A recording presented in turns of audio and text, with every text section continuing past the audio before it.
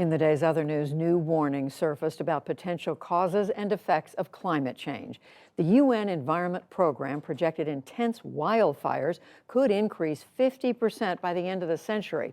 And the International Energy Agency said energy sector emissions of methane, a greenhouse gas, are 70% higher than governments claim.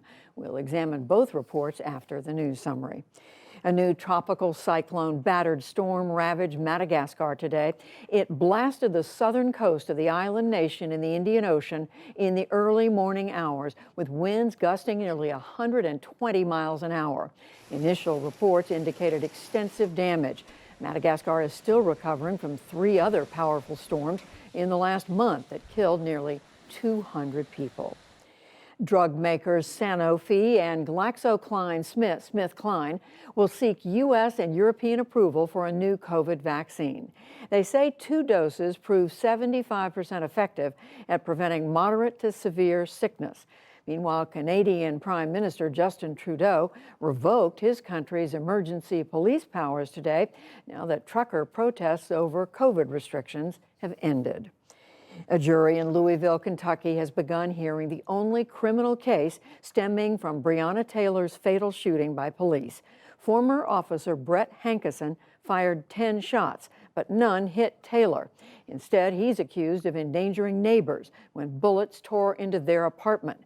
Today's opening statements offered sharply different takes on Hankison's actions.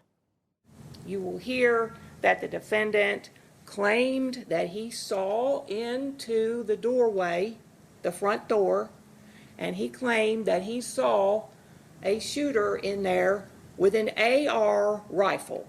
You will learn that there was no AR rifle in apartment 4. There was one pistol, a Glock 43X 9mm. He was attempting to defend and save the lives of his brother officers who he thought were still caught in what they call the fatal funnel in that doorway.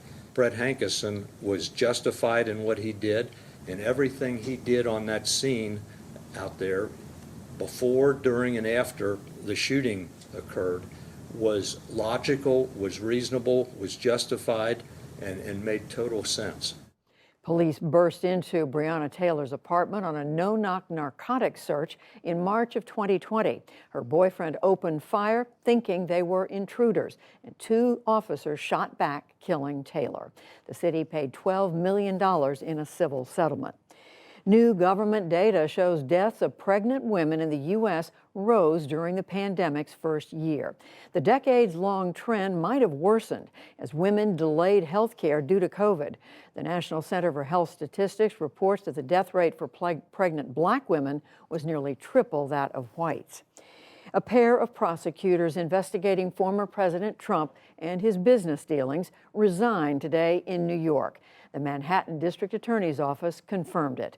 The New York Times reported that they quit because their boss, the new DA, questioned pursuing a case against Mr. Trump. The prosecutors have already brought tax fraud charges against the Trump Organization. The U.S. Justice Department has discontinued its so-called China Initiative. A top official said today that efforts to fight Chinese cybercrime will no longer be grouped under that name. Opponents claim that the Trump-era initiative unfairly targeted Chinese academics in the U.S. and fostered anti-Asian bias. And on Wall Street, stocks retreated again on fears that a Russian attack on Ukraine is imminent.